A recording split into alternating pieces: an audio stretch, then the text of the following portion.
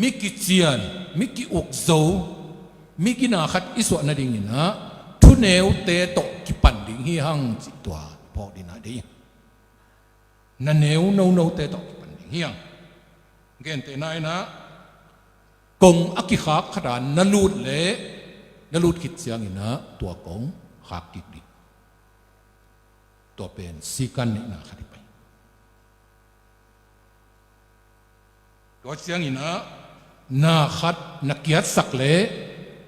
tom ki di mei na tan sak le na puso chiang ina pelu ina sumit ki di na khan na lak le naman chiang ina om na luya koi ki di